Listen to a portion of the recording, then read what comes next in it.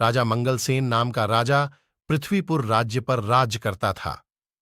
मंगलसेन को अपने बगीचों में घूमने का बड़ा ही शौक था।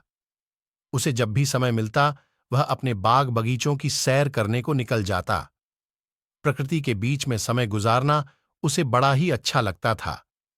एक दिन वह जब अपने शानदार बगीचे की सैर कर रहा था तो उसने देखा कि एक बारहसिंघा उसके बगीचों में घुस आया है और वह इधर उधर दौड़कर बगीचे में लगे हुए फूल पौधों को तहस नहस कर रहा था।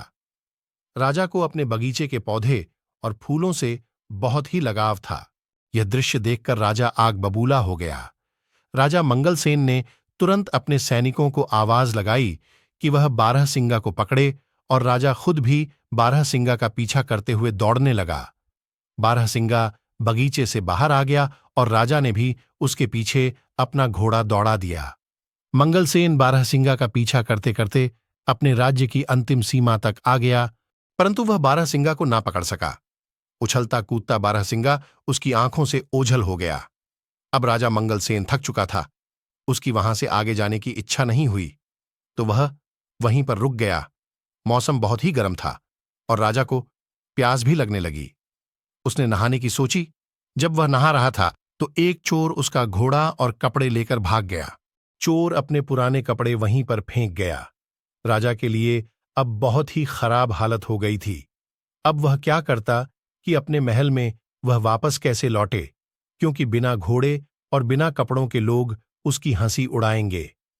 राजा ने वहां पर पड़े हुए चोर के पुराने कपड़े पहन लिए और अपने पड़ोसी राज्य को घूमने के विचार से राज्य की सीमा को पार करके दूसरे राज्य में चला गया। बहुत दूर तक राजा मंगलसेन चोर के कपड़ों में घूमता रहा। तभी उसकी नजर झाड़ियां में चमकती हुई एक वस्तु पर पड़ी। राजा ने तुरंत वह वस्तु उठा ली। यह वस्तु चमकता हुआ एक मोतियों का हार था, वह भी बहुत ही कीमती मोतियों का हार। राजा सोचने लगा, भगवान का लाख लाख धन्यवाद जो यह मोतियों का हार मुझे मिल गया। अब मैं अपने लिए नए कपड़े और एक घोड़ा खरीद सकता हूं। चलो चलकर इसे बाजार में बेचने की कोशिश करता हूं। चलते चलते वह पड़ोसी राज्य के बाजार में जा पहुंचा। वहां वह एक सुनार के पास गया और कहने लगा, सेठ जी, क्या तुम मुझसे एक मोतियों का हार खरीदोगे?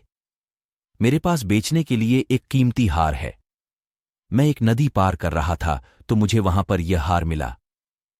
सुनार बोला, दिखाओ तो कैसा कीमती हार है। राजा मंगलसेन ने वह हार सुनार को दिखाया। हार को देखते ही सुनार चिल्ला पड़ा, अरे चोर, इसको तुमने कहां से चुराया? मैंने ऐसे ही 2 हार राजा साहब के लिए बनवाए थे, उसमें से एक पता नहीं कहां चला गया। जरूर तुमने ही यह चुराया होगा। चलो इसी समय राजा के दरबार में। मंगलसेन बोल, नहीं सेठ जी, ऐसी बातें मत करो, मैं चोर नहीं हूं, मुझे तो यह हार पड़ा हुआ मिला था।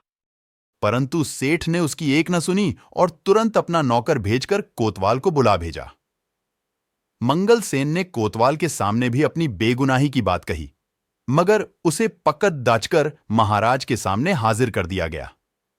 जब मंगलसेन को महाराज के दरबार में लाया गया तो सुनार ने महाराज के सामने अपनी शिकायत रखी और मंगलसेन को चोर बताया।